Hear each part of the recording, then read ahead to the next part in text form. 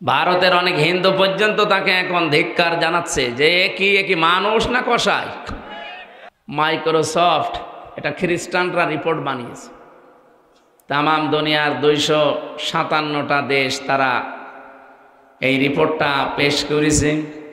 সবচাইতে নিকৃষ্ট ঘৃণিত মানুষের তালিকায় এখন 2টা দলের নাম আছে, একটা উগ্রপন্থী হিন্দু যারা, আর 2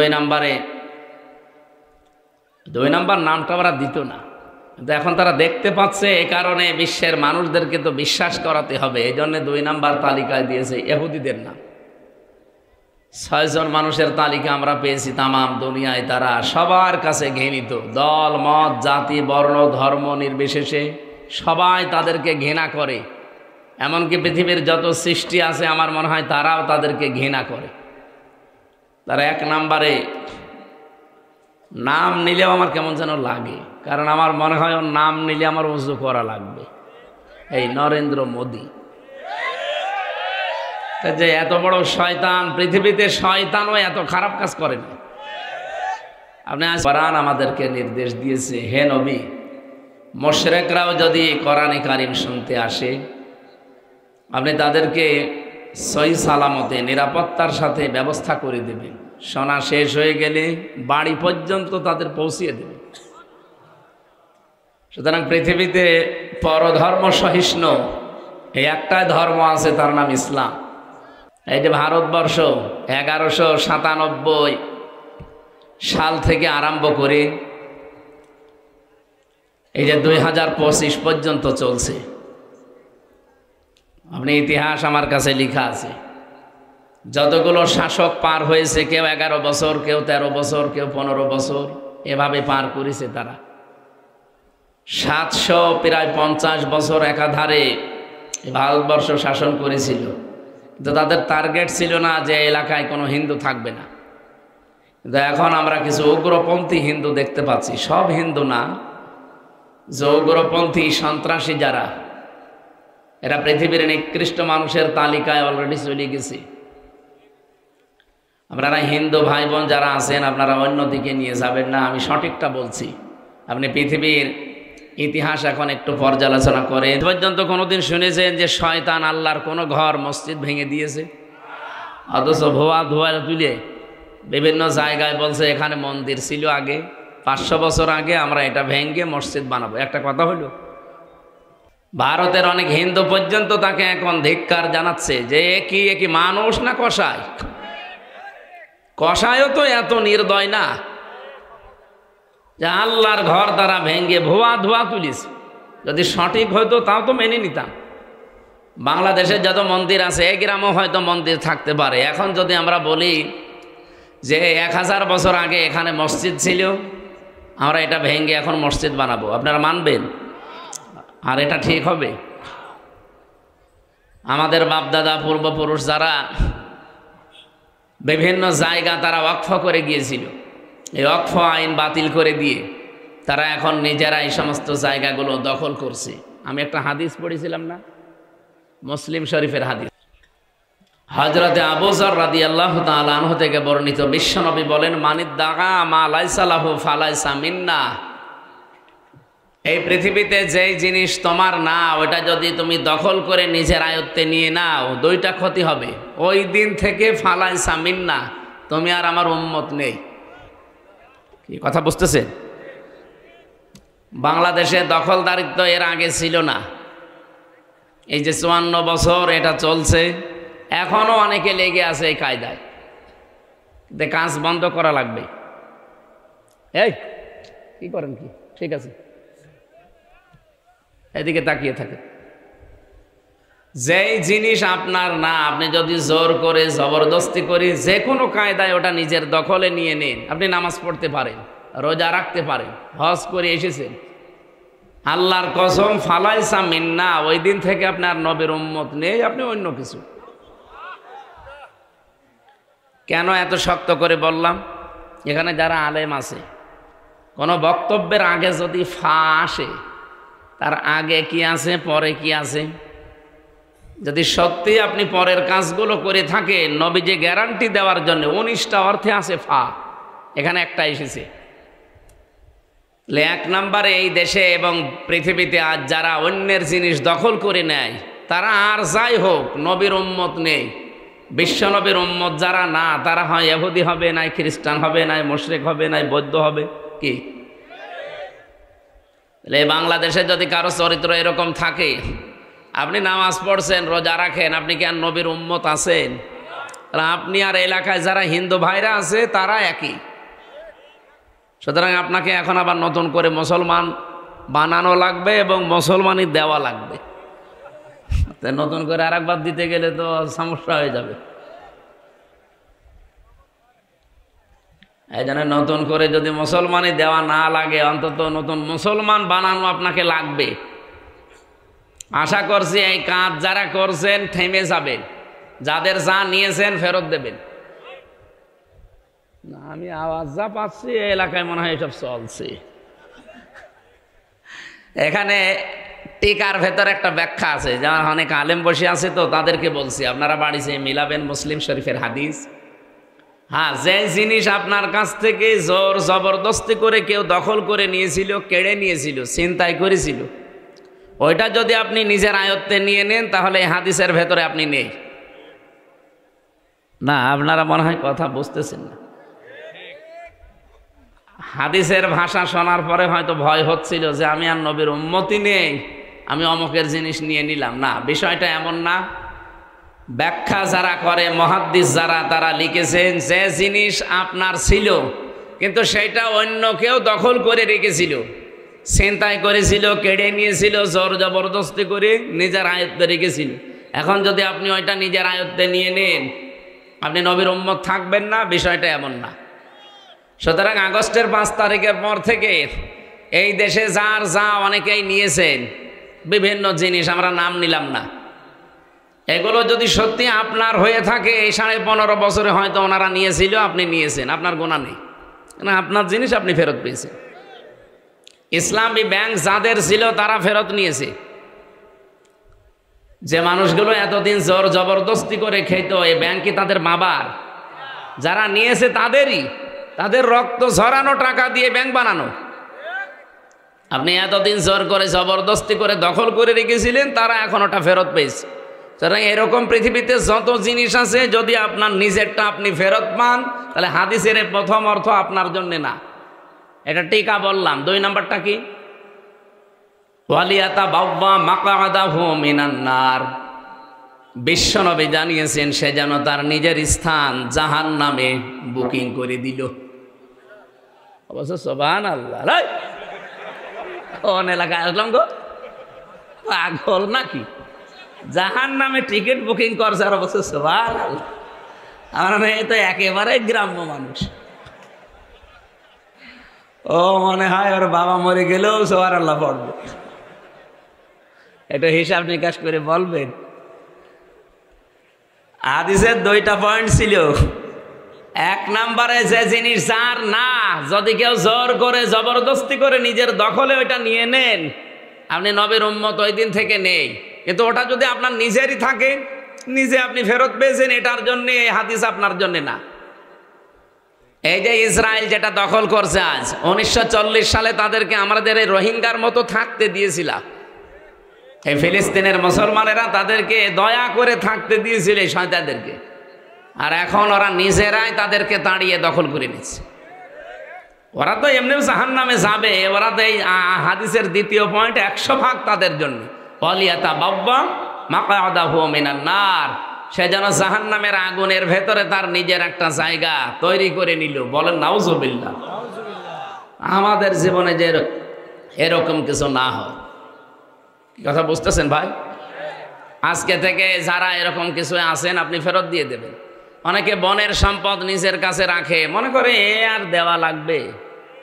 মাঠের জমি জায়গা হয়তো দেয়, বাড়ির জমি জায়গা অথবা সম্পদ যা আছে টাকা পয়সা দিতে চায় না। না, সাহাবা ইকরামের জীবনী পড়েছি, তারা এই আয়াত শোনার পরে ইউসিকুমুল্লাহু ফি আওলাদিকুম লিযযাকারি মিসলু হাদ্দিল উনসায়াইন, আল্লাহর নির্দেশ তোমাদের 1 ছেলে যা পাবে 2 মেয়ে তাই পাবে।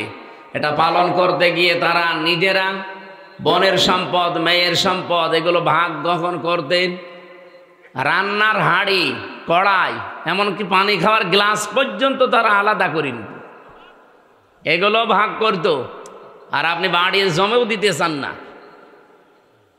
অন্যের জমি জায়গা যদি কেউ আত্মসাৎ করে, দখল করে নেয়, মেরে খায়, তাহলে তার একটা গোনা হবে। কয়টা বলেন বলেন? জুলুমের গোনা শুধু। কিন্তু কেউ যদি নিজের বোনের জমি ফাঁকি দেয়, ভাইয়ের জমি ফাঁকি দেয়, ফুফুকে না দেয়, চাচাকে মেরে দেয়, ওর ডবল গোনা হবে। একটা হচ্ছে জুলুমের গোনা, আর একটা আত্মীয়তার সম্পর্ক ছিন্ন করার গোনা। এই দুই গোনা বাংলাদেশে চলছে না? ওটা তো আপনার আয়ত্তে থাকার কথা না। বোনেরটা আপনি নিজের নামে নিয়ে চালিয়ে দিচ্ছেন। মানে অনেকে মনে করে আমার ছেলে মেয়ে, আমার স্ত্রী পুত্র, এদেরকে সুখে রাখার জন্য আমি এগুলো করছি। আরে ভাই, আপনি তো পাগলও না, জাতের মাতাল না, তালেও মাতাল না। আপনি এখনই মরে গেলে আপনার ছেলে মেয়ে, এই যে অবৈধ সম্পদ যা রেখে গেলেন, এগুলো তো অবৈধই। অন্যের সম্পদ নিজে যে মেরে খাওয়া, এটা অবৈধ না? অনেকে মনে করে বোনেরটা তো এ মনে হয় অবৈধ না। কে বলিস আপনাকে? এটা আরো ডবল অবৈধ। এভাবে যারা রেখে যাচ্ছেন, কি হবে বলেন তো? বাস্তবতা, আপনি মরে যাবেন, আপনার ছেলে, আপনার বউ, আপনার মেয়ে এই টাকা পয়সাগুলো এমন এমন জায়গায় ব্যয় করবে। একদিকে তো মেরে খাওয়ার গোনা আপনার আমল নামায়, আর ওরা আর একটা গোনা করবে, ওইটা ফিলাক্সি লোড হয়ে আপনার কবরে যাবে। তাহলে ডবল শাস্তি আপনার জন্য না? একটা গোনা শাস্তি কয়টা? সূরা ফুরকানের ভেতরে তিনটা পাপের কথা আল্লাহ উল্লেখ করে জানিয়েছেন। এই তিনটা পাপ যদি দুনিয়ায় কেউ করে, তার শাস্তি হবে দুনিয়া আর আখিরাত মিলে ডবল। পৃথিবীর প্রতিটি পাপের শাস্তি হয় একটা, আর ওই তিনটা পাপের শাস্তি হবে ডবল। ওয়াল্লাযীনা লা ইয়াদউনা মা'আল্লাহি ইলাহান আখার ওয়ালা ইয়াকতুলুনান নাফসাল্লাতী হারামাল্লাহু ইল্লা বিল হাক্কি ওয়ালা ইয়াজনুন ইলা আখিরি আয়াত। সূরা ফুরকান 68 নম্বর আয়াতে আছে, 19 নম্বর পারার 4 নম্বর পৃষ্ঠার 15 নম্বর লাইনে আছে। আল্লাহ পাক বলেন, দুনিয়াতে যারা আমি আল্লাহ বাদে অন্য কাউকে ডাকে, তাদের শাস্তি ডবল হবে। এখন যদি বলেন অন্যান্য ধর্মের যারা, তাদের কাছে হয়তো এটা পৌঁছায়নি, এজন্য না বুঝে ডাকে না। ইসলামের আওয়াজ যদি কারো কাছে নাও পৌঁছায়, তার বিবেক তো আছে। তার বিবেকের ওপরে তার কিয়ামতে প্রশ্ন করা হবে, তার হিসাব হবে, বিচার হবে বিবেকের ওপরে। একটুখানি চিন্তা করলেই তো হাতে বানানো জিনিসের মর্যাদা আপনি নিজেও বুঝতে পারেন। নিজে বানালাম, নিজে বানিয়ে যদি রাখেন, দেখবেন কুকুরে পেশাব করলেও নিজেকে বাঁচাতে পারে না।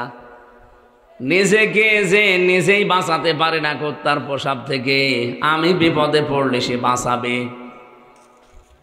এই জন্য আমি হিন্দু ভাইদের ভেতরে বহু শিক্ষিত যারা মার্জিত, এদেরকে আমি দেখেছি। কিছুদিন আগে এক কলেজের অধ্যাপক, বিসিএস ক্যাডার, ওনারে বললাম, স্যার আপনার এই মুসলমান হওয়ার দরকার নেই, আমাদের ধর্মে জোর জবরদস্তি নেই, বাড়াবাড়ি নেই। হ্যাঁ, আমাদের ধর্মে যদি জবরদস্তি থাকতো, আপনাকে আমরা পিটিয়ে মুসলমান বানিয়ে ফেলতাম। কারণ আমরা এদেশে 92 ভাগ, আর আপনারা মাত্র 8 ভাগ। তাও 8 ভাগও না, অন্যান্য জাতি আছে না আরো। সেই হিসাবে হিন্দুরা খুব বেশি হলো 4 ভাগ হবে, আর ওই 2 ভাগ হয়তো খ্রিস্টান আছে, ইহুদি আছে, বৌদ্ধ আছে, আরো বিভিন্ন জাতি আছে। সব মিলে আপনাদের অবস্থান এই দেশে যা, পিটিয়ে হলেও মুসলমান বানিয়ে ফেলতাম। কিন্তু আমাদের ধর্মেই তো এটা নেই। কি কথা বলেন না কেন? আমাদের ধর্মে এটা আছে। আপনাকে আমাদের ধর্মীয় গ্রন্থ কোরআনে কারিম পড়ার জন্য আমি একটু, আপনি বাংলায় পড়েন, ইংরেজিতে পড়েন, শুধু পড়বেন, একটু বুঝে বুঝে পড়বেন। আরে আশ্চর্য তো! কোন দিকে তাকান আপনি? এদিকে তাকান। 3 মাস পড়ার পরে দেখি উনি তো জ্ঞানী মানুষ, মুসলমান হয়ে গেছে।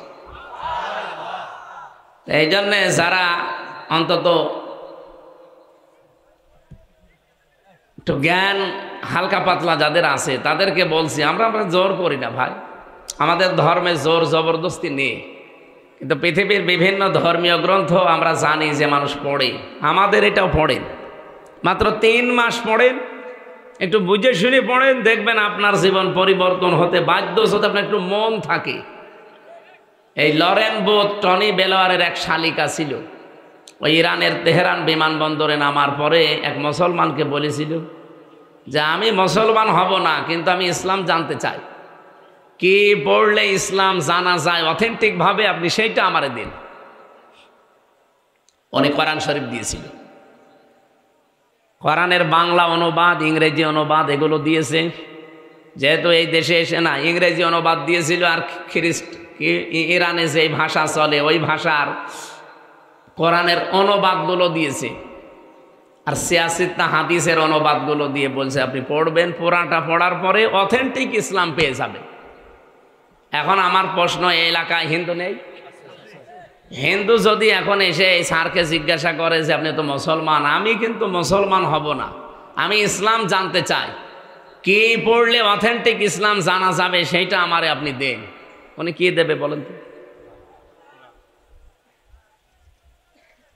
দেখলেন, এই একজন আলেম আছে শুধু বলছে কোরআন শরীফ, আর বাকিগুলোর মুখে কথা নেই। আমরা অনেকে ভয়ে ভয়ে আছে, হ্যাঁ হিন্দু মানুষ কোরআন শরীফ পড়বে। আরে কোরআন কি আপনার বাবার নাকি? হাদা বায়ানুল লিন্নাস হুদাল লিন্নাস। এ পৃথিবীতে মানুষ যারা, তাদের জন্য আল্লাহর এই কিতাব। এই কথা বলেন না কেন? যে যেইভাবে যতটুকু এখান থেকে নেবে সে ততটুকু উপকার পাবে। আজ আমেরিকা উপকার পেয়েছে কেন? কারণ কোরআনে ওরা পুরাটা মানে না, যতটুকু মানে ততটুকু উপকার পায়। সূরা নেসার 34 নম্বর আয়াতটা ওরা নিয়েছে হালকা, পুরাটা না। আর রিজালু কাওয়ামুনা আলান নিসা, এ পৃথিবীতে পুরুষ মানুষ হবে নেতা, আর মেয়েরা হবে তাদের আজ্ঞাবহ। এই আয়াতের পক্ষে একটা হাদিস আছে। পারস্যের রাজা ইন্তেকালের পর সেখানে কায়সার নামে যেই লোকটা, এ যখন দুনিয়া থেকে বিদায় নেয়, তখন তার মেয়েকে তারা ওই দেশের লোকরা শাসনভার ক্ষমতা তুলে দিয়েছে। নবীজির কাছে এটা এসে সাহাবা ইকরাম বললেন যে এই ঘটনা। বিশ্বনবী তখন বললেন লা ইউফলিহা কওমুন আল্লাহু আমরাহুম ইমরাতুন, বুখারী শরীফের হাদিস। ওই জাতি কখনো সফল হচ্ছে না, হবে না। ইউফলিহার আগে লান আছে, মজারের আগে লান আসলে অর্থ হয় কখনোই হবে না। বর্তমান, ভবিষ্যৎ, প্রেজেন্ট, ফিউচার দুইটা কাল দিয়েছেন। নবীজির গ্যারান্টি মিথ্যা হবে? বিশ্বনবী বলেন কখনো ওই জাতি সফল হচ্ছে না, হবে না, যেই জাতি তার নেতৃত্বের ভার কোনো মহিলার উপরে তুলে দিয়েছে। আপনি দেখেন আমেরিকা জাতে মাতাল হলো, তাহলে ঠিক আছে, 236 বছর চলছে। এই 236 বছরে আজ পর্যন্ত কোনো মহিলাকে তারা দায়িত্ব দেয়নি। ওরা এই আয়াতটা, এই হাদিসটা হালকা মানে, এই জন্য তারা পৃথিবীতে দাঁড়িয়ে গেছে। তারা আমাদের চর্মচোখে দৃষ্টিতে আজ সফল। তারা ট্রাম্পের মতো একটা মাতালকে দায়িত্ব দিয়েছে। ট্রাম্প মাতাল না? ওরাটা মাতাল। অথচ কমলা হ্যারিসের মতো এত বড় একটা শিক্ষিতা, অনার্স মাস্টার্স করা, এই মহিলাকে দায়িত্ব দেয়নি। কারণ তারা জানে মুসলমানদের নবী মুহাম্মদুর রাসূলুল্লাহর 63 বছরে কোনো মিথ্যা কথা নেই। সুবহানাল্লাহ বলতে পারেন নাই? তারা এই যে কোরআনের আয়াত হাদিস যতটুকু মানে, তারা ততটুকু উপকার পেয়েছে, কল্যাণ পেয়েছে। আর আমরা এই 54 বছর চলছে, আপনি অন্যদিকে নিন না স্যার। দেখেন এই 54 বছরে যারা আমরা এই দেশে দায়িত্ব দিচ্ছি, মহিলা বেশি না পুরুষ বেশি? আমরা যা দাঁড়াতে পারি না এই কারণে। বাইরের দেশগুলো, কয়েকদিন আগে কয়েকটা দেশে ঘুরলাম, এই মানুষগুলো আজ দাঁড়িয়ে যাচ্ছে শুধুমাত্র নবীর এই হাদিস মানার কারণে।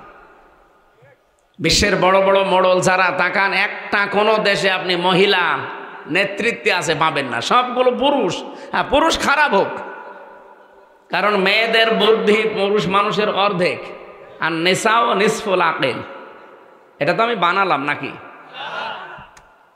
ওরা এতটুকু মেনে যদি দুনিয়ায় উপকার পায়, আমরা উপকার পাতাম, কিন্তু আমরা তো মানি না। কথা বলেন না কেন? আমার আলোচনায় রাজনৈতিক বিষয়গুলো না, আমি একটা উদাহরণ দিলাম শুধু, বাস্তবতায় এইটাই। এই জন্য কোরআন শরীফ যেহেতু সবার জন্যে, লরেন বোথ 3 বছর একাধারে কোরআন শরীফ পড়েছিল। প্রশ্ন এখানে হয়তো স্যার বাংলা শিক্ষিত মানুষ, বিভিন্ন আলেমরা এরকম প্রশ্ন করে, তাহলে কোরআন শরীফ হিন্দুর হাতে তুলে দেব, ওর অজু আছে? কোরআন শরীফ অজু করে ধরা লাগবে, যেটা আরবি টু আরবি বাদ দিয়ে বাকি যেগুলো আছে, তাফসির লেখা আছে, ব্যাখ্যা আছে, বিশ্লেষণ করা আছে, এটা যে অজু করে ধরা লাগবে এমন কোন হাদিস কোরআনের আয়াত কোন জায়গায় পেয়েছেন? ইন্নাহু লাকুরআনুন কারীমুন ফি কিতাবিম মাকনুন লা ইয়ামাসসুহু ইল্লাল মুতাহহারুন। এই যে হু আছে না, লা ইয়ামাসসুহু, এ হুর মারজা কোন দিকে? লাওহে মাহফুজের দিকে, কারণ এর পরের শব্দ মুতাহহারুন। মুতাহহারুন শব্দের শাব্দিক অর্থ দুইটা। আপনি অভিধানগুলো নিয়ে আসেন, আমি দেখিয়ে দিচ্ছি। মুতাহহারুনের 1 নম্বর অর্থ হচ্ছে পবিত্র, 2 নম্বর অর্থ হচ্ছে নিষ্পাপ। বলেন তো পৃথিবীতে এমন কেউ আছে যে 100% নিষ্পাপ, 100% পবিত্র? না, নেই। এটার জন্য মেলে শুধু লাউহে মাহফুজে যেখানে কোরআনে কারিম আছে, এই জন্য এর আগের শব্দটা ফি কিতাবিম মাকনুন। মাকনুন মানে কি? মাকনুন শব্দের শাব্দিক অর্থ হচ্ছে হাতের স্পর্শ ছাড়া। কারারিম মাকিন বলা হয় যেটা, যেখানে মায়ের সন্তান থাকে। 2টা জায়গাকে আমরা সংরক্ষিত বলি যেখানে মানুষের হাতের স্পর্শ লাগে না। একটা মায়ের জরায়ু যেখানে সন্তান থাকে, 2 নম্বরে লাউহে মাহফুজ যেখানে কোরআন আছে। তো কোরআন যেহেতু আল্লাহ কারিম দিয়ে শুরু করলেন, সেখানে মায়ের জরায়ু হওয়া সম্ভব না। সম্ভব? তাহলে এটা হবে অবশ্যই লাউহে মাহফুজ। এই জন্য আয়াতের সিরিয়াল দেখেছেন, উসুলে তাফসিরের মূল নীতি আছে 15টা। যারা তাফসিরের উপরে অনার্স মাস্টার্স করে, যারা কামেল করে তাফসির নিয়ে, তারা এটা আগে পড়া লাগে। উসুলে তাফসিরের মূল নীতি কয়টা? 15টা। তার ভেতরে 13 নাম্বার কায়দা এইটা, যে আপনি কোনো আয়াতের তাফসির যদি করতে চান, আগের আয়াত পরের আয়াতের সাথে সম্পর্ক। এই যে আজকের তেলাওয়াত কিন্তু আয়াত, এর আগের আয়াত পরের আয়াতে কি আছে আমি আগে ওইটা বলবো। হ্যাঁ, আন্দাজে যদি আয়াতের ব্যাখ্যা করে আপনি কিছুই বুঝবেন না, আর আমি নিজেও বোঝাতে পারবো না। এই জন্য সম্পর্ক কি আছে একটার সাথে আর একটা, এটা আগে জানা লাগে। এটা তাফসিরের মূল নীতি। না বললে, আর এখানে মনে হয় এগুলো বলে লাভও হবে না, কারণ এখানে যে মানুষ বসে আছে, এদের পেটে বোম মারলেও আল্লাহ কি বের করবে আল্লাহ জানে। তারপরে যেহেতু স্যারের মতো অনেক শিক্ষিত মানুষ আছে, আমি তাদের জন্য এই পয়েন্টটা বললাম। তাফসির করার মূল কিছু নীতি আছে, উসুলে তাফসির বলা হয়।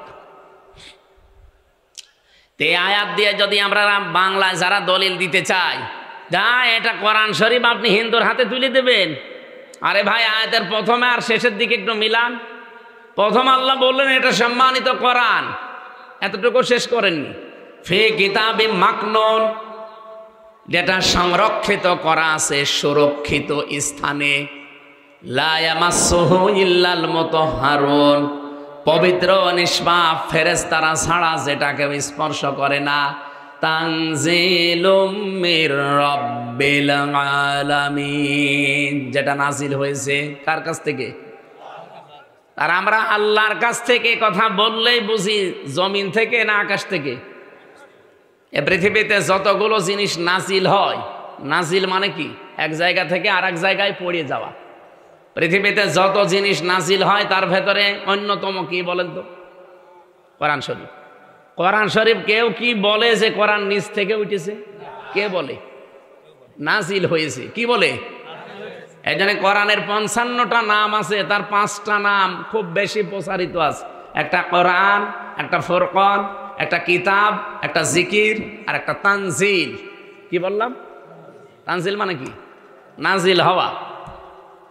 এই জন্য যেই জিনিস নাজিল হয় আমরা জানি সেটা এই মাটি থেকে হয় না, সেটা কোথা থেকে হয়? আকাশ থেকে। আর একটা জিনিস নাজিল হয়, তার নাম কি? লোহা। লোহা কিন্তু দুনিয়ায় তৈরি হয় না, কারণ লোহা তৈরি হওয়ার জন্য যে পাওয়ার দরকার, ওই পাওয়ার পৃথিবীর কোনো শক্তির ভেতরে নেই, এটা আকাশে আছে। এই জন্য লোহা আল্লাহ তৈরি করে নাজিল করেন। সুবহানাল্লাহ বলতে পারেন নাই? 3 নম্বরে নাজিল হয় আর একটা জিনিস, কি নাম? বৃষ্টি। পৃথিবীতে বৃষ্টি কি তৈরি হয় না নাজিল হয়? আল্লাহ নাজিল করেন। এরকম 7টা জিনিস আছে আল্লাহ নিজে যেগুলো নাজিল করেন। তাহলে এখানে আগের আয়াত পরের আয়াতের সাথে একটু যদি আমরা রিলেটেড সম্পর্কটা দেখি যে না, এই আয়াতগুলো, এই কোরআনের এই কথাগুলো আল্লাহ দুনিয়ার জন্য না, এটা দিয়েছে লাউহে মাহফুজের ওই কোরআন, যেখানে ফেরেশতারা ছাড়া কেউ স্পর্শ করে না। আর একদিকে ফেরেশতারা নিষ্পাপ, আর একদিকে পবিত্র। এখানে কোনো সন্দেহ আছে? তাহলে কোরআন শরীফ একজন মানুষকে আপনি তুলে দেবেন আর কোনো প্রশ্ন করবেন না। এর এখানে একটা হাদিস এসেছে, মুসলিম শরীফের হাদিস, হযরতে আলী থেকে বর্ণিত রাদিয়াল্লাহু তাআলা আনহু। এদিকে তাকান। নবীজি টয়লেট থেকে বের হয়ে আসলেন। এই গল্প করেন মানে? আমি কি আর কি মারছি? বাইরে যেতে এখন গেবত করবেন যে কি বললো বুঝলাম না, এক কথা বারবার রিপিট করছি তো এই কারণে। ওনাকে গোশত খাওয়া খেতে দিয়েছে, সিদ্ধ গোশত। নবীজি গোশত খাওয়ার জন্য পাত্রটা হাতে নিলেন, মুখে দিলেন। সাহাবী বললেন, হে নবী আপনি ওযু করবেন না? ভালো করে শোনেন, এটা বাংলায় বলছি, আরবিতে আছে, বাংলাটা বলছি। বিশ্বনবী ওই দিন জানিয়েছেন, সাহাবী আল্লাহ পাক আমাকে শুধুমাত্র নামাজ পড়ার আগে ছাড়া পৃথিবীর কোনো কাজ করার আগে ওযু করতে নির্দেশ দেয়নি। এখন আপনি বলেন নামাজ পড়ার আগে ওযু করতে নির্দেশ দিয়েছেন কে? কোথায় আছে? কোরআনে কারিমের সূরা মায়েদার 7 নম্বর আয়াতে পাবেন, ইয়া আইয়ুহাল্লাযীনা আমানু ইযা কুমতুম ইলাস সালাতি ফাগসিলু ওয়ুজুহাকুম ওয়া আইদিয়াকুম ইলাল মারাফিক ইলা আখিরি আয়াত। ঈমানদারেরা যখন নিয়ত করো যে নামাজে দাঁড়াবো, তখন কি করো? ওযু করো। বলেন বলেন। এখানে ওযুর কয়েকটা ফরজ দেওয়া আছে, 4টা। আমার যেহেতু এইটা উদ্দেশ্য না, আমি বোঝালাম যে পৃথিবীতে শুধুমাত্র ওযু করা লাগবে, মাস্ট বি। কিসের আগে? আরো জোরে। নামাজের আগে যদি ওযুর ব্যবস্থা না থাকে বা এমন কোনো অসুখ আপনার পানি ধরলেই রোগটা বেড়ে যায়, ওই অবস্থায় যদি মাসের পরে মাস, বছরের পরে বছর চলে যায়, তারপরও আপনাকে ওযু করার দরকার নেই, তায়াম্মুম করে নামাজ হবে। হবে না? তায়াম্মুমের ব্যবস্থাও নেই। এমন একটা জায়গায় আছে যে তায়াম্মুম করবেন, তায়াম্মুম করার জন্য যে জিনিসগুলো লাগে, পবিত্র মাটি জানিয়ে, এগুলো একটাও নেই। এমন এমন জায়গায় আপনি আছেন যেখানে এগুলোর একটাও পাওয়া যাচ্ছে না। কি করবেন? মাটিও নেই, পানিও নেই, নামাজ তো ফরজ পড়তেই হবে। এত গুরুত্বপূর্ণ বিধান এটা আমি 1 সেকেন্ডে বলি। কোন মহিলার যদি সন্তান পৃথিবীতে আসার সময় হয়, নবীজি বলেন যদি সন্তানের মাথা দেখা যাচ্ছে, নামাজের সময় হয়ে গেছে, তোলার ভেতরে এই সন্তানের মাথাটা বিছিয়ে দাও, ওই মহিলাকে বলো যে নামাজ পড়ো। আপনি টের পাচ্ছেন কি বললাম? ডেলিভারির সময় যে কষ্টটা, বিজ্ঞান এখন দেখাতে পাচ্ছে কম্পিউটার দিয়ে কষ্ট মাপার একটা স্কেল আছে। পৃথিবীর প্রতিটি জিনিস যেমন মাপ দেওয়ার জন্য আলাদা আলাদা যন্ত্র আছে। এখানে ডাক্তার না উনি? ওনারে যদি বলে আমার জ্বর মেপে দেন, থার্মোমিটার দেবে। যদি বলি এই স্টেজ মেপে দেন, থার্মোমিটার দিয়ে মাপবে। এটার জন্য আলাদা যন্ত্র আছে না? ফিতা লাগবে, গজ লাগবে। পৃথিবীর প্রতিটি জিনিস পরিমাপ করার জন্য আলাদা আলাদা যন্ত্র আছে, আর আলাদা আলাদা নাম আছে। এখন যে আপনি কষ্ট মাপবেন কি দিয়ে? দাড়ি পাল্লা দিয়ে। কি দিয়ে? স্কেল দিয়ে। এটার জন্য আলাদা একটা যন্ত্র আছে। কম্পিউটারের ভেতরে আমি দেখেছি কষ্ট পরিমাপ করার যন্ত্র। পৃথিবীর যত শক্তিশালী মানুষ হোক, 45 ইউনিটের বেশি কষ্ট দিলে মানুষটা মরে যাবে, সে যাই হোক, পুরুষের ভেতরে। কিন্তু মেয়েদের আলাদা কিছু সেল আল্লাহ দিয়েছেন। এই যে সেলগুলো, এখন যেহেতু কথাটা মনে এসেছে এই জন্য বলছি, সেল মানুষের শরীরে 2 কোটির উপরে আছে। এই সেলগুলো যদি আপনি সতেজ রাখতে চান, যদি শক্তিশালী করতে চান, পৃথিবীতে একটাই বিধান আল্লাহ দিয়েছেন, তার নাম অটোফেজি। আমরা যেটাকে সিয়াম বলি, রোজা। বিজ্ঞান এটা নিয়ে, এই যে ইউশনারি ওসামি নামে এক বিজ্ঞানী, একে তো নোবেল পর্যন্ত 2017 সালে পেয়েছে। একে তার খেলা করতে নোবেল দেয়নি। এই শরীরের উপরে গবেষণা চালিয়ে দেখে 2 কোটির উপরে কোষ পাওয়া যাচ্ছে আমাদের শরীরে। কয় কোটি? এর বাইরে এই যে 11.5 মাস 12 মাস আমরা যারা রোজা রাখি না, খালি খেয়েই যায়। এই অতিরিক্ত খাবার পরে এই কোষগুলো আরো কিছু বৃদ্ধি হতে থাকে যেগুলোর কোনো কাজ নেই। আর পৃথিবীর যে কোনো বৃদ্ধি হওয়া জিনিস যারা বাড়ে বেশি তাদের দ্বারা উপকারের চাইতে ক্ষতি হয় বেশি। বাংলাদেশে যারা বেড়েছিল বেশি, আমরা যারা হাইব্রিড নেতা বলে জানি, এদের দ্বারা ক্ষতি হয় না, কিন্তু আসল নেতার দ্বারা কিন্তু অত ক্ষতি হয় না। ক্ষতি হয় সব চাইতে বেশি কাদের দ্বারা? ওই বাড়ে বেশি ফসলে আপনি সার দিয়েও ফসল হয় না, আর আগাছা সার দেওয়া লাগে 14 বার করে কেটে তারপরে দেখা যাচ্ছে ও ফসলের উপরে চলে যাচ্ছে। তাই আমাদের যে 2 কোটি কোষ, এটা আমাদের শরীরকে সুস্থ রাখার জন্যে, সবল রাখার জন্যে। বাকি কোষগুলোর কাজ কি? ওগুলো যখন বৃদ্ধি পায় তখন আসল কোষ যেগুলো এগুলো দুর্বল হয়ে যায়। বিজ্ঞান উনি দেখাচ্ছে, ইউশন আর ইয়সামি জাপানে বাড়ি লোকটা, উনি দেখাতে কি আজান হচ্ছে মানে, ওরে আল্লাহ আমার তো সময়ের দিকে খেয়াল নেই দেখছি। এই তথ্যটা বলবো না শেষ করে দেব? এটা তো বলা দরকার। আমি 8টা পর্যন্ত সময় নিয়েছিলাম, তা 8টা তো বাঁচতে বেশি সময় নেই।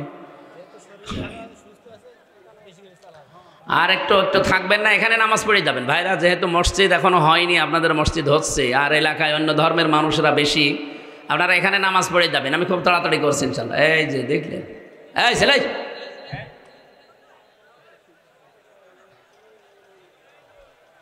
কি বৃষ্টি হচ্ছে, দর ওঠে কেন? মজ্জেন, এত মজ্জেন এলাকায় যান মজ্জেন যারা যে আজান দেন, বাকিগুলো যেন না ভাই। আমরা আয়াতটা অন্তত শেষ করি, খালি এই তথ্যটা বলার পরে চলে যাচ্ছি। উনি জানিয়েছেন অতিরিক্ত এই কোষগুলোকে যদি দুর্বল করতে হয় তাহলে কমপক্ষে 30 দিন, বছরে 30 দিন 14 থেকে 15 ঘন্টা আপনি না খেয়ে থাকতে হবে একাধারে। পৃথিবীর কোন ধর্মে এটা আছে দেখি? 4500 ধর্মীয় গ্রন্থ এই পৃথিবীতে এখন আছে, উল্লেখযোগ্য আছে 27টা। এই 27টাকে তিনি এক জায়গায় করে করে মিলিয়েছিলেন যে কোনটা এই তথ্য পাওয়া যায়। সর্বশেষ পেয়েছেন মুসলমানদের ধর্মীয় গ্রন্থ কোরআনে কারীম সূরা বাকারার 183-84 নাম্বার আয়াতে। আল্লাহ পাক 1500 বছর আগে অটোফেসির তথ্য দিয়েছেন, ওয়ান তাসুমু খায়রুল লাকুম ইন কুনতুম তা'লামুন। তোমরা যদি রোজা রাখো এটার দ্বারা তোমাদেরই ভালো হবে। কি ভালো হবে, উপকার হবে, সেখানে এরকম পয়েন্টগুলো দেওয়া আছে। তার ভেতরে এইটা একটা। অতিরিক্ত এই কোষগুলো আস্তে আস্তে যখন আপনার শরীর থেকে দুর্বল হয়ে যাবে, এই আসল কোষগুলো তখন শক্তিশালী হবে। শরীরের ভেতরে 5.5 কেজি রক্ত আছে, 226 কিলোমিটার বেগে মাথা থেকে পা পর্যন্ত চলার জন্য ওই কোষগুলো সাহায্য করে। জোরে বলেন সুবহানাল্লাহ। এই যে মানুষের কষ্ট সহ্য করার যে লিমিট আছে, 45 ইউনিটের বেশি কষ্ট দিলে তো একজন মানুষ মরে যায়। একজন মা পৃথিবীতে সন্তান নিয়ে আসতে যে কষ্টটা পায়, কমপক্ষে 57 ইউনিট কষ্ট সহ্য করা লাগে। মা যে কষ্ট পেয়েছেন একটা, এই পৃথিবীতে মায়ের এই কষ্টের জন্যই সন্তানের প্রতি মায়ের হক বাবার চাইতে 3 গুণ আল্লাহ বৃদ্ধি করে দিয়েছেন নবীর মাধ্যমে। বলেন সুবহানাল্লাহ। আমি যে তথ্যটা বোঝাচ্ছিলাম, আপনি যদি সারা জীবন এখন এই যে কষ্ট, এত কষ্ট করছে মা সন্তান জন্ম দিতে, জীবন মরণ নিয়ে টানাটানি, কিন্তু নবীজি বলেন এই সময় যদি নামাজের সময় হয়ে যায়, সন্তানের মাথা তোলার ভেতরে বিছিয়ে বলো নামাজ পড়, কারণ নামাজ কি? ফরজ। বলেন বলেন। এই ফরজ নামাজ পড়তে গিয়ে ওযু করা শর্ত। ওযু করার জন্য পানি নেই, পানি ধরলেই রোগ বেড়ে যায়।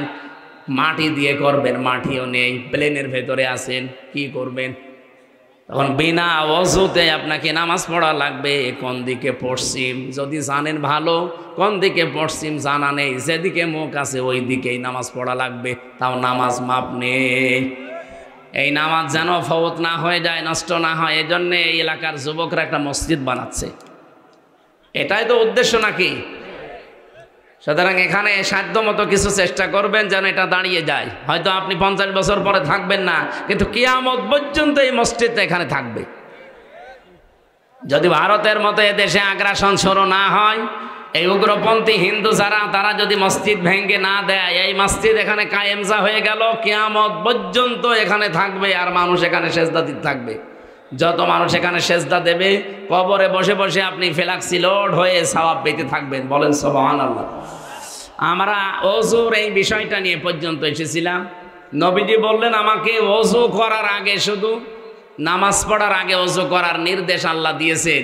তাছাড়া পৃথিবীর কোনো কাজে, সে কাজ রোজা রাখা হতে পারে, হজ করা হতে পারে, এমনকি কোরআন পড়াও হতে পারে, এগুলোর আজে ওযু করা লাগবে, এর শর্ত আল্লাহ আমাকে দেননি। এই জন্য আমি ওযু না করে গোশত খেলাম। বলেন এখানে এই হাদিস আর এই আয়াত আপনি সম্পর্ক এক জায়গায় করেন, কি দাঁড়াবে? আজ বিশ্বের অন্যান্য দেশে এমনও জায়গায় আমি গিয়েছি যেখানে আল্লাহ যে একজন আছে সে জানেই না। কয়েকদিন আগে আমি থাইল্যান্ডে ছিলাম। এমন এমন এলাকায় আমাকে নিয়ে গিয়েছিল, সৃষ্টিকর্তা একজন আছে বিশ্বাস করে না, ওরা বিশ্বাস করে সব একা একা হয়েছে। তো এইরকম মানুষের কাছে যদি আল্লাহর পরিচয় অথেন্টিক ভাবে তুলে ধরা লাগে, আপনি যদি আপনার বাবার কাহিনী বলেন, ও জীবনে শুনবে? বলেন। কোরআনে কারিমের এমন এমন বিষয় আল্লাহ এর ভেতরে দিয়েছেন, সেই কথাগুলো তাকে প্রচার করেন, ওদের মনের ভেতরে রেখাপাত করবে। কারণ কোরআনকে আল্লাহ জানিয়েছেন জালিকাল কিতাব লা রাইবা ফি। এই যে কিতাবের আগে আলিফ লাম, এটা নির্দিষ্ট করে জানিয়েছেন পৃথিবীতে একটাই কিতাব আছে যেটা মানুষকে হেদায়েত দিতে পারে। এর ভেতরে সম্মোহনী কিছু শক্তি আল্লাহ আলাদা করে রেখেছেন। বলেন সুবহানাল্লাহ। ও সিরাজগঞ্জবাসী, আমি যে কথাটা তুলেছিলাম এখান থেকে, এই সবগুলোর দ্বারা প্রমাণ করা যায় এটা দিয়ে যে ওযু করা কোরআন শরীফের যে বাংলা, ইংরেজি, উর্দু, ফার্সি তাফসির এগুলো ধরা শর্ত না। তাহলে লরেন বুথের কাছে যে কোরআনের তাফসির তুলে দিয়েছে, 3 বছর তিনি পড়ার পরে নির্দ্বিধায় মুসলমান হয়েছে। সাংবাদিকরা জিজ্ঞাসা করছে আপনি একজন খ্রিস্টান, তামাম পৃথিবীতে সবচাইতে বেশি মানুষ বাস করে খ্রিস্টান ধর্মে, আপনি সেই ধর্ম থেকে পৃথিবীর জঙ্গি ধর্ম ওরা বলে যেটাকে মুসলিম ধর্ম, এই ইসলামে আসলেন কোন কারণে? লরেন বুথ বলেছিল আমি 3 বছর কোরআন শরীফ পড়েছি, আন্দাজে না বুঝে শুনে পড়েছি। 3টা বছর পড়তে পড়তে আমি 53 জায়গায় লাল দাগ দিয়েছিলাম যে ভুল ধরা পড়েছে। আল্লাহর ইশারা 54 নাম্বার জায়গায় যে আমার নিজের জীবনের ভুল ধরা পড়ে গেছে। আমি যেখানে লাল দাগ দিয়েছি দেখি তার পরের আয়াতে, পরের সূরাতে আল্লাহ ওই আয়াতের জবাব 1500 বছর আগেই দিয়ে দিয়েছেন। তাহলে এই মহিলার কাছে যদি কোরআন ওই দিন তুলে না দিয়ে বঙ্গবন্ধুর আত্মজীবনী দিত, অত মুসলমান হইতো।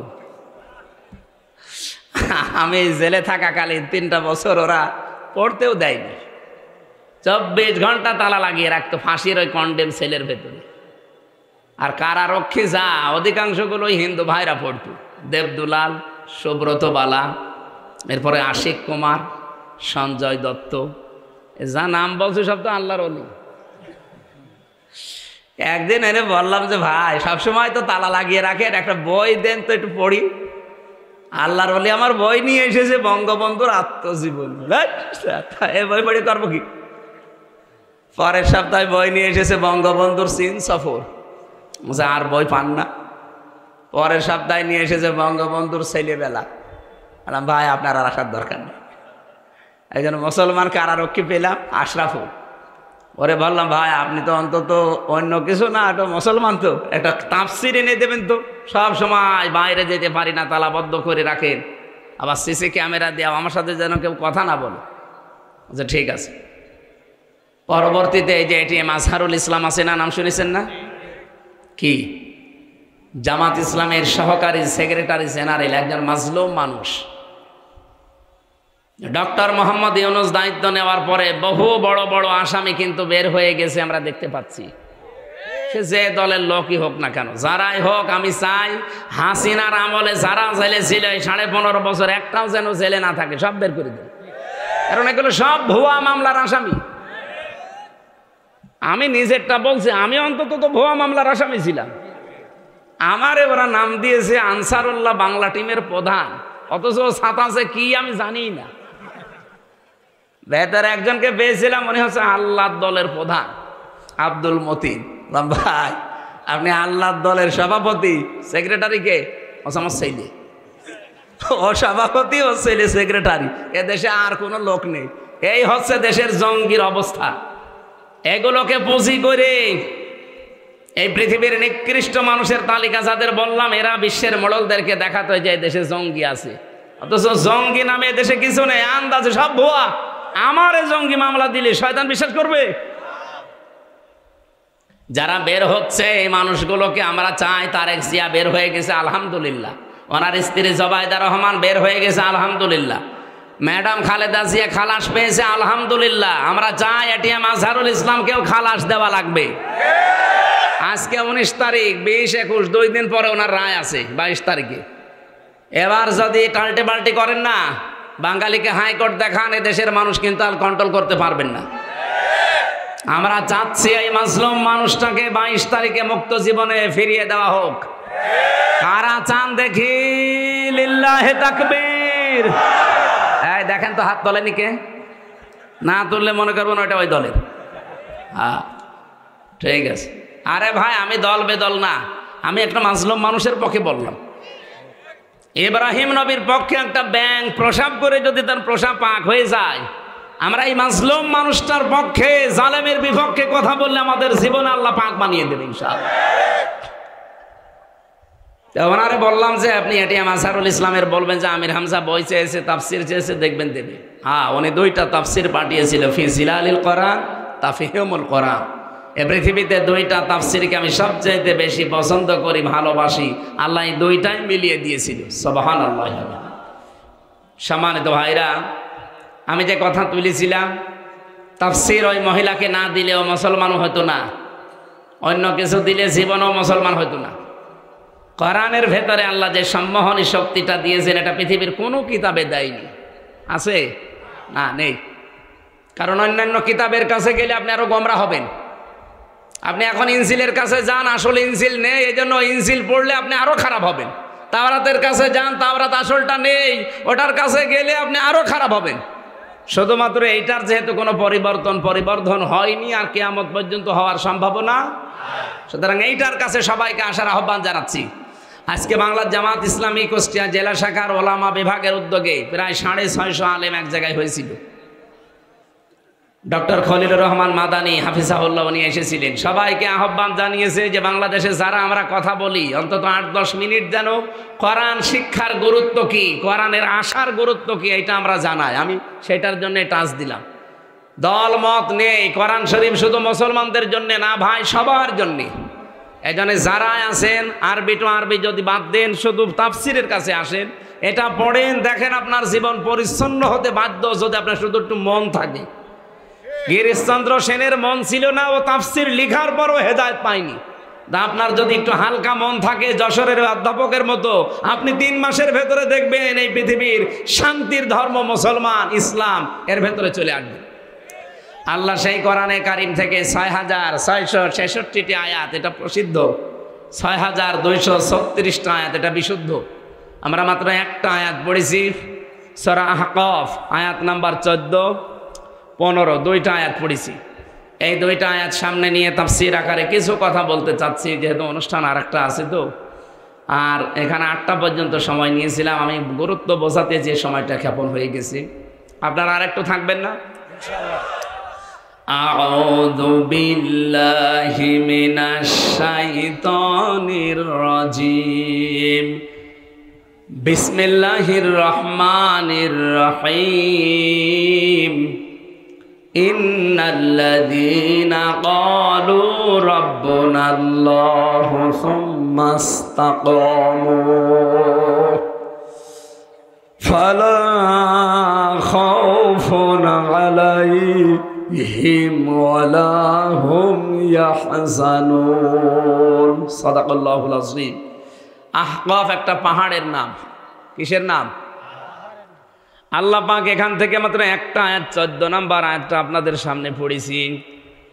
ইন্নাল্লাযীনা ক্বালু, নিশ্চয় যারা এ কথা বলে, শুধু বলে না, বলেছে অতীতে, এখনো যারা বলছে, রব্বুনাল্লাহ, আমাদের রব আল্লাহ, এ কথাটা যারা বলতে পারবে যে আমাদের রব আল্লাহ, আর কাউকে আমরা রব হিসাবে মানি না, শুধু বলেই শেষ করে দেয় না, সুম্মাস্তাকামু, এর উপরে দাঁড়িয়ে যায়, ইস্তিকামাত পয়দা করে, দৃঢ়তা নিয়ে আসে এই শব্দের উপরে। ফালা খাউফুন আলাইহিম ওয়ালা হুম ইয়াহজানুন, আল্লাহ পাক বলেন তাদের কোনো ভয়ও নেই, কোনো চিন্তাও নেই। বলেন সুবহানাল্লাহ। উলাইকা আসহাবুল জান্নাহ, এই মানুষগুলো জান্নাতের অধিবাসী। খালিদিনা ফিহা, চিরকাল সেখানে তারা থাকবে। জাযাম বিমা কানু ইয়ামালুন, তারা যে কাজ কারবার দুনিয়ায় করেছে তাদের পুরস্কার আমার আল্লাহ এটা দেবেন। এবার বাংলা অর্থের পরে আমরা তাফসিরে যাচ্ছি। এই যে বিমা কানু ইয়ামালুন, আপনি যা করেছেন তার পুরস্কার আল্লাহ দেবেন। কি করেছিলেন? এর আগে আল্লাহ যে দুইটা শব্দে আমাদেরকে কিছু কাজের নির্দেশ দিলেন, যে যারা বলে আমাদের রব আল্লাহ আর উপর টিকে থাকে। রব শব্দের ব্যাখ্যায় আমি যতগুলো বিষয় তাফসিরের ভেতরে পড়েছি, রবের প্রথম অর্থ সৃষ্টিকর্তা। রব মানে কি? সৃষ্টিকর্তা। আমাকে সৃষ্টি করতে পারে শুধুমাত্র কে? আল্লাহ। পৃথিবীর অনেক ধর্মের কথা বললাম না, প্রায় 4500 ধর্ম। অন্যান্য ধর্মে তারা অন্যান্য বিষয়কে সৃষ্টিকর্তা মানে। এই যে হিন্দু ধর্মের যারা 12 মাসে 13 পূজা করে, 33 কোটি ওদের দেবতা, ওরা অন্যান্য এমন এমন নাম দিয়ে তাদেরকে ওরা সৃষ্টিকর্তা মনে করে। বিভিন্ন জিনিস মনে করে এগুলো এই এই বানিয়েছে, এগুলো এই বানিয়েছে। ওরা নাম দিয়েছে সরস্বতী, নাম দিয়েছে দুর্গা।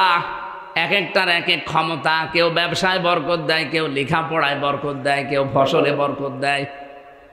এক একটার নাম এক একটা দিয়েছে, এগুলো তারা সৃষ্টিকর্তা, সৃষ্টি করেছে। কিন্তু আমরা জানা রব বলে আল্লাহকে বিশ্বাস করি। এই পৃথিবীতে 210 কোটি এখন আমরা মুসলিম, আমাদের সবার বিশ্বাস আমাদের সৃষ্টিকর্তাকে। আমি নাম নিয়ে যেতে ঘৃণা করে এই জন্য নামটা নিচ্ছি না। পালিয়ে গেছে যিনি, উনি কিন্তু বলেছিল ফসলে বরকত দিয়েছে, মা দুর্গা গজে চড়ে এসেছে। এ কথা বললে আপনার রবকে রব মানা হয়? হয় না। কারণ সৃষ্টি তো দুর্গা করতে পারে না। আপনি ফসলের মাঝে দুর্গাকে বসিয়ে রেখেন, ফসল সহ দুর্গা চুরি হয়ে যাবে। আমাকে বেশি বলছে, আপনি রেখে দেখেন। এমনিতে রব মানে সৃষ্টিকর্তা নয়। এটা প্রথম 5টার ভেতরে প্রথম এটা। আল্লাহ পাক বলেন ইকরা বিসমি রাব্বিকাল্লাযী খালাক, পড়ো তোমার ওই রবের নামে যিনি তোমাকে বানিয়েছেন। তাহলে সৃষ্টি করার একচ্ছত্র মালিকানা দুর্গার, হবলের, সরস্বতীর, কার? এটা আমরা বিশ্বাস করি। তো পৃথিবীর কিচ্ছু কেউ সৃষ্টি করতে পারে না, শুধু ওটা রিফাইন করতে পারে, একটার সাথে মিলিয়ে আরেকটা বানাতে পারে। কিন্তু আসল যিনি বানিয়েছেন সর্বপ্রথম তিনি কে? এই যে মডেল ছাড়া যিনি বানান, এই জন্য তাকে সৃষ্টিকর্তা বলা হয়। হযরত ইব্রাহিম আলাইহিস সালাম এই শিরিক থেকে জাতিকে মুক্ত করার জন্য যে ঘোষণাটা দিয়েছিলেন শব্দের মাধ্যমে, ওইটা এইটা, ইন্নী ওয়াজ্জাহতু ওয়াজহিয়া লিল্লাযী ফাতারাস সামাওয়াতি ওয়াল আরদা হানিফা। তিনি বলেছিলেন আমার এই চেহারা আমি ঘুরিয়ে দিলাম ওই রবের দিকে। কোন রব? যিনি আসমান আর জমিনের উদ্ভাবক। এই যে ফাতারা মানে যিনি আসমান আর জমিন দেখে দেখে বানাননি, কোন রকমের মডেল ছাড়া, আকৃতি ছাড়া নিজের জ্ঞানে বানিয়েছেন, এইটার নাম সৃষ্টিকর্তা। আমি একটা জিনিস দেখে আর একটা জিনিস এটা বানালাম, এটার নাম কিন্তু ফাতারা না, এটার নাম খলাক না, তার আলাদা আরবি আছে। কিন্তু কেউ যদি কোনো আকৃতি ছাড়া, কোনো মডেল ছাড়া একটা জিনিসকে তৈরি করে, যেমন আমার আল্লাহ পৃথিবীর সব কিছুকে আলাদা আলাদা বানিয়েছেন, একটা দেখে আর একটা, বলেন বলেন, আমাদেরকেও আল্লাহ ঠিক ওইভাবে একটার সাথে আর একটা জীবনেও মিলবে না। আপনি মনে করছেন না হামজার এই যে অধ্যাপক সাহেবের চেহারা মনে হচ্ছে একই? কে বলেছে? কিয়ামত পর্যন্ত এই পৃথিবীতে হামজার সাথে আর কোনো মানুষের চেহারা মিলছে না, মিলবেও না। যে কোনো লাইনে একটা খোদ আল্লাহ ধরিয়ে দেবে। বিশেষ করে 5টা জিনিস তো মিলবেই না। আমার এই হাতের আঙ্গুলের ছাপ, এখানে 153টা রেখা আছে। আজ পর্যন্ত কারো এই রেখাগুলো একটার সাথে আর একটা মেলে না। কিয়ামতের আগে কারো সাথে কারো মিলবে না। যদি মেলে তাহলে জমি জায়গা সব জাল দলিল হয়ে যাবে। 2 নম্বরে কণ্ঠের স্বর। এই যে আমার কণ্ঠের যে স্বর বের হচ্ছে, এক একটা কথা তৈরি হতে কমপক্ষে 27টা স্তর পার করছে আমার এই কণ্ঠ। প্রত্যেকের ঠিক এইভাবেই ওই 1 থেকে 26 পর্যন্ত হয়তো ঠিক থাকবে। বিজ্ঞান জানিয়েছে 27 নাম্বার জায়গায় যখন কথাটা বের হবে তখন সিস্টেমটা আল্লাহ আলাদা করে স্বর বানিয়ে দেবে। এখানে কারো কণ্ঠের সাথে কারো কণ্ঠ মিলছে না। যদি মিলেছে তো বলেন তো, এখন আমি রব্বানী সাহেবের বাড়িতে যে যদি সালাম দিতাম, ওনার কণ্ঠ আমার কণ্ঠ যদি এক হয়ে যেত, ম্যাডাম দরজা খুলে দিত না, বাবা শাহজালাল সব হালাল হয়ে যেত। 3 নম্বরে মেলে না এই যে চোখ। এর ভেতরে 5টা জিনিস আছে। লেন্স আছে, লেন্স আছে, কর্নিয়া আছে, মনি আছে, ইকুয়াল আছে, ডিপ ইকুয়াল। এই 6টা জিনিস আজ পর্যন্ত পৃথিবীতে কারো মেলে নাই। কিয়ামতের আগে মেলার সম্ভাবনা নেই। 4 নম্বরে মানুষের এই চামড়া। 9768 প্রকার চামড়া আমাদের 3.5 হাত বডিতে আল্লাহ দিয়েছেন। এটা আশ্চর্যের বিষয়ে পৃথিবীতে আজ পর্যন্ত কোনো চামড়ার সাথে মিলবে না। যদিও মনে হচ্ছে স্যারের চামড়ার আমার সাথে মিল আছে, তো কেটে যাক, ওনার চামড়া এসে লাগিয়ে দেন, পছন্দ হবে, ভালো হবে না। ওই যে ডাক্তার আছে, আমার চামড়া ভালো করতে হলে আমার কোনো চামড়া কেটে লাগিয়ে দেন, ভালো হয়ে যাবে। আল্লাহ বোঝাতে চাই বান্দা, 9768 প্রকার চামড়া, এর সাথে অধ্যাপকের মেলে না। আর কিয়ামতের দিন ও তোর বোঝা বহন করে নিয়ে যাবে, তোরে ও বোঝায় আর তুই বুঝে ফেলিস ওইটা একটা ভণ্ড আর তুই একটা পাগল। সুতরাং কারো উপরে ভরসা করা যাবে? শুধু দুর্গার উপরে করা যায় না। কোন দুর্গার উপরে না, কোন দরগার উপরেও না। কি হিন্দুদের আছে দুর্গা আর মুসলমানদের জিনিস একই, প্রায় খালি নাম পাল্টিয়েছে। সিস্টেম তো আপনারা এক বানিয়ে নিয়েছেন। কোন দুর্গা কোন দরগা এ পৃথিবীর কোনো কিছু তৈরি করতে পারে না। সৃষ্টিকর্তা শুধুমাত্র কে? এজন্য কারো উপরে ভরসাও করা।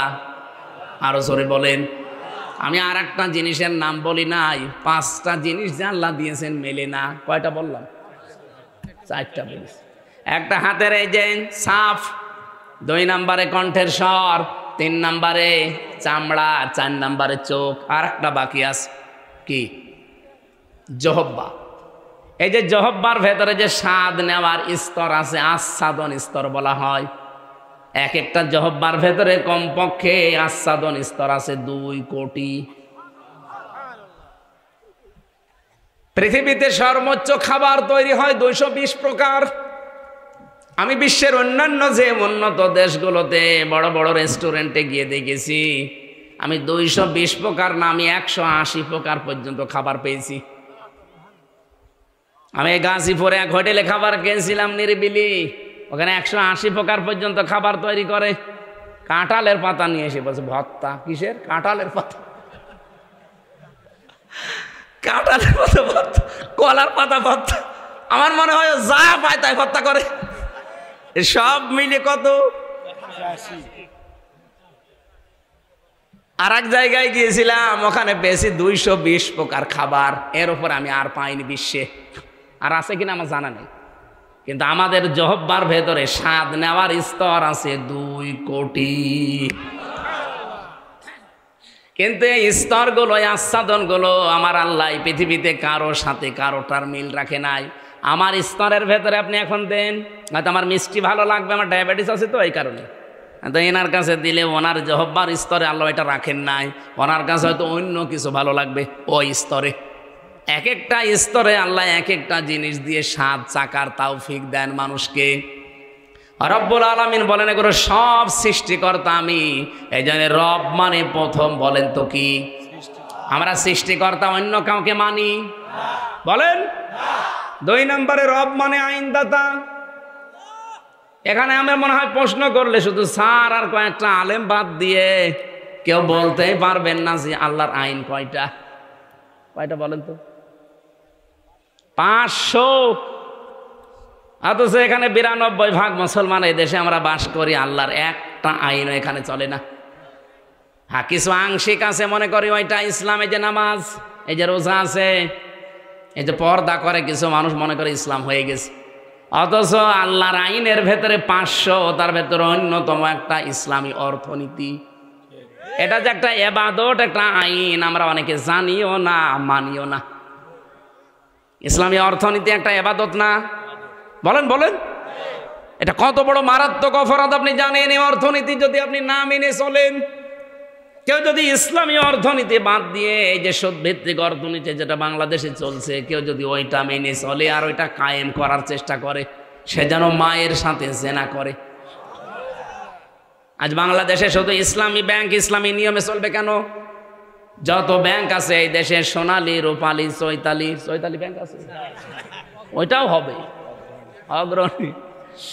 যত রকমের ব্যাংক এই দেশে আছে, প্রত্যেকটা ব্যাংক চলবে ইসলামী শরিয়া অনুযায়ী। ইসলামী শরিয়তের মূলনীতি কয়টা? না, হ্যাঁ, ওটা তো আইন। কমপক্ষে আমি 28টা পেয়েছি। এই যে মোশারাকা, মোদারাবা, মোরাবাহা, বায়ে সালাম, বায়ে ইস্তেসনা, বায়ে মুআজ্জাল, বায়ে ওয়াহেদা, এরকম 28টা আমি পেয়েছি। যারা আরো বড় অর্থনীতিবিদ তারা তো আরো বেশি পাবে। আমার ছোট মাথায় যদি এত থাকে, তো স্যারের মতো বড় মাথা তো আরো বেশি থাকবে। অর্থনীতি যে ইবাদত আমরা জানিও না, মানিও না। এই জন্য সুদ ভিত্তিক অর্থনীতি জারি থাকার কারণে এই এলাকায় আছে কিনা আমি জানি না, যে টাকা ছেড়ে রাখে, টাকা আসে। 1000 টাকা দিয়ে রাখে, মাসে মাসে 1000 টাকা 100 টাকা বেশি পায়। এমনকি এখানে অনেকে বসে আছে, টাকা ছেড়ে রেখেছে, ওয়াজ শুনি যে টাকা তুলবে। কারা এগুলো করছেন হাত তোলেন তো। আলহামদুলিল্লাহ, এলাকায় সুদ নেই, কালকে পেপারে দিয়ে দেবেন, তারা আসে সুদ নেই।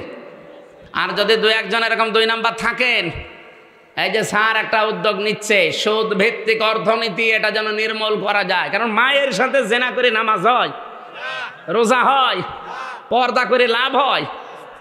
আপনি গা শিউরে ওঠার কথা না যে মায়ের সাথে জেনা করে আসলে লোকটা, বলো নাউজুবিল্লাহ। ইসলামী অর্থনীতি কায়েম করা লাগবে, আর এটা তো ফেরেশতারা কায়েম করবে। আস্তে আস্তে শুরু করেন, ব্যক্তিগতভাবে, পারিবারিকভাবে, সামাজিকভাবে আমরা যদি প্রত্যেকের জায়গা থেকে আরম্ভ করি। কারণ রব মানে কি? আইনদাতা। রব মানে আল্লাহর আইন কয়টা? 500, তার ভেতরে ইসলামী অর্থনীতি একটা। এই জন্য আমাদের আগামীতে বাংলাদেশ যদি সুদ ভিত্তিক অর্থনীতি বন্ধ করতে হয়, জাকাত ভিত্তিক অর্থনীতি এটা কায়েম করা লাগবে। আর এটা কায়েম করবে যারা রাষ্ট্রের দায়িত্বে থাকবে সামনে, তারা। আর আমরা এই জন্যে চাচ্ছি যে এমন এমন মানুষ আমরা এবার সামনে পাঠাবো যারা কোরআন শরীফ বুকে নিয়ে সংসদে যে নামাজের বিল আনবে, জাকাতের বিল আনবে। এটা কি রাজনীতি মনে হয় আপনার কাছে? হ্যাঁ, এটাই আমার রাজনীতি। কারণ এখানে কোরআন শরীফ না গেলে জীবনে এই সুদ বন্ধ হবে না, জাকাত ওখানে কেউ কায়েমও করবে না। আর আপনি কবরে যে বলবেন মার রব্বুকা, তোমার রব কে ছিল, জীবনেও বলতে পারবে না।